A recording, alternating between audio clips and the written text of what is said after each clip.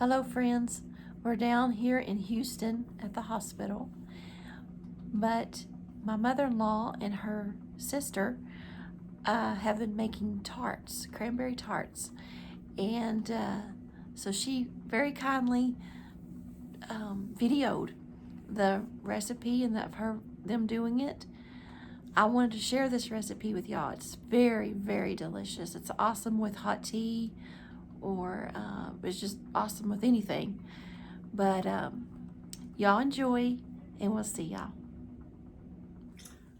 Hey guys. Ready? Hi, I'm making cranberry tarts that I learned from my neighbor across the street. I make them every year. They're my husband's favorite, and my kids love them too. My son, who doesn't like cranberries, will gobble them up. And the rest of my family love them too. And this is Aunt Georgie, Christy's aunt. Or Yes. Chris's aunt, yeah. Yes.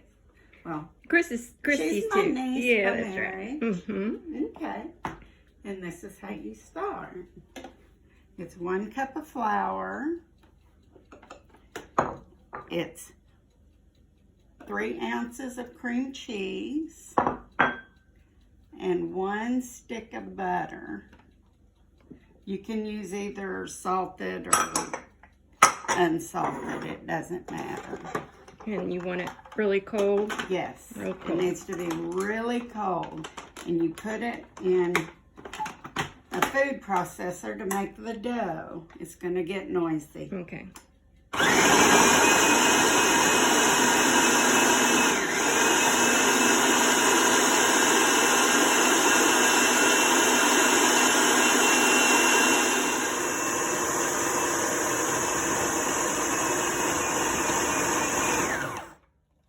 And you just do it until it forms a dough. A ball.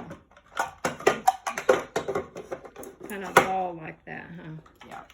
Okay.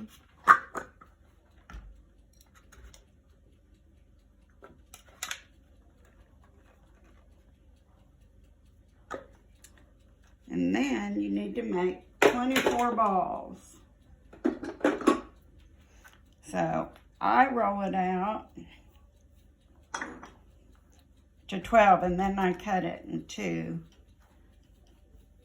my balls. But I take this and cut it in 2. And then she puts it in these little tart pans that holds 24. So.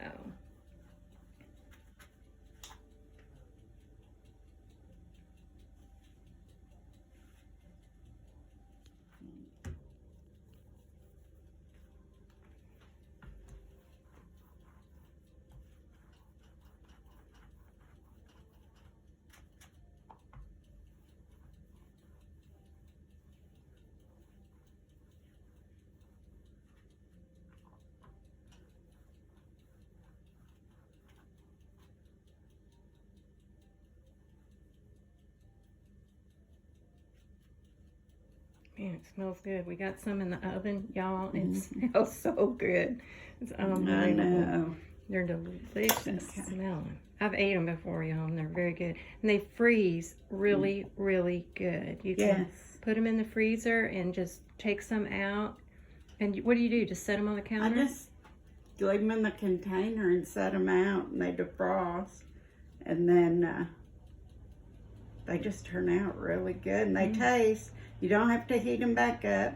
They taste just like they did when you pulled them out of the oven. Yeah, they are so I cut good. it in 6 or in 12. 12. Yeah. And now it's going to make the 24. Yeah.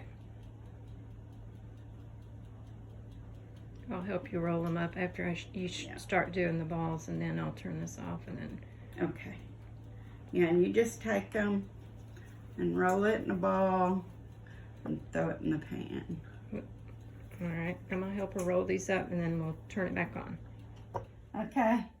You need to I push the dough down in all of the holes so it's kind of flat. And then you take your tart press and you push down. And a tart press, you can just get those like Did you buy that at a special place? Yes, I went to Ace Restaurant Supply off the Denton Highway. Mm-hmm. And anyway, you make your tart whole, and then you use 3 fresh cranberries, and you stick them in the hole. And then we'll come back when we're done doing the rest of these and show you what else you have to do. We'll do the filling. Yeah. Okay, now we have our cranberries all in our tarts. And now we're going to make the filling that goes over it. This is a double batch. It takes 3/4 cup of sugar, 1 egg, but I'm adding 2 because... Well, we're doing a double batch because we're doing 48. 48. But for one batch, it takes 3/4 cup of sugar, a 1/2 cup of chopped nuts, and then 2 teaspoons. 2 teaspoons of vanilla. Go ahead, and then That's it. that's it. And then you just mix it up. Also, I was going to tell you on the cranberries, if they're really small, you can put 4 in there. But if they're really big, you may just have to put 2, because this is about what you want them to look like. Because then your little filling, it's kind of like a pecan pie filling. That's what it ends up in. Yeah. Yeah. So you want a little bit of cranberry in there. And also, we try to make them with almond flour this morning. And don't do that, because I think the nut flour is just too moist. It did not make too much oil. too much oil. It just did not work. So we had to throw that batch away. So we even tried adding regular flour with it after and putting it in the freezer and everything. It did not work with almond flour. So you just mix it by hand is all you got to do. And that's what it There's looks the like. consistency. It's just a sugary. It really reminds filling. me of pecan pie filling. That's what it reminds me of, pretty much. Then you take the spoon and you get some and you put it inside on top. And you don't want to get it on the outside. You want to keep it in the middle. You want to keep it inside the pastry. Yeah. Because if you don't, it sticks to the side and they're very hard to get out and then they crumble.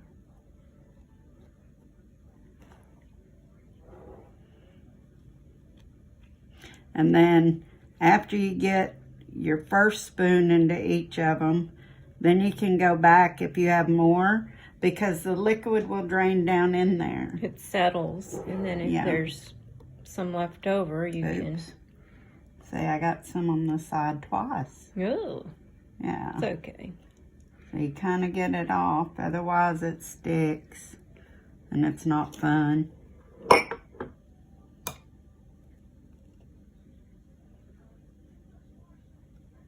You try to keep it inside that little pastry. Yep.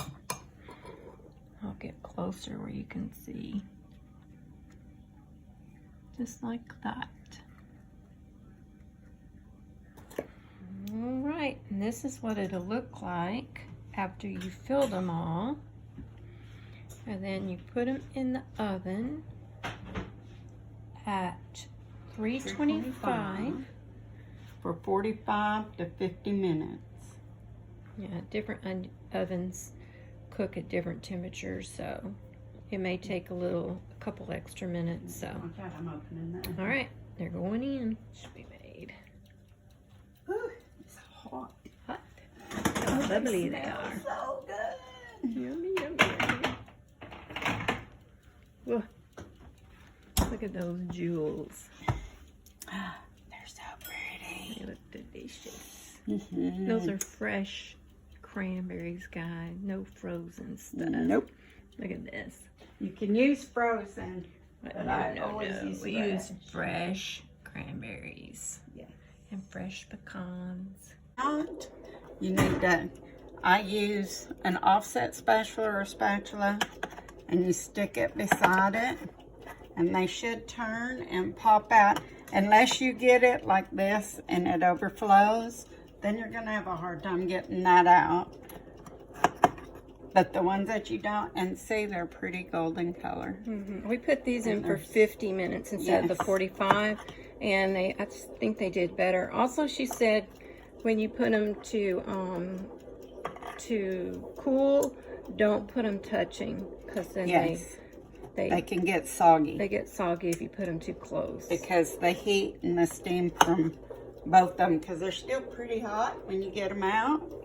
When you get them out, if you lean your head next to it, you can hear them actually boiling on the inside. We let these cool about 10 minutes, and they're coming out a lot better than the first batch. Ones. Yeah.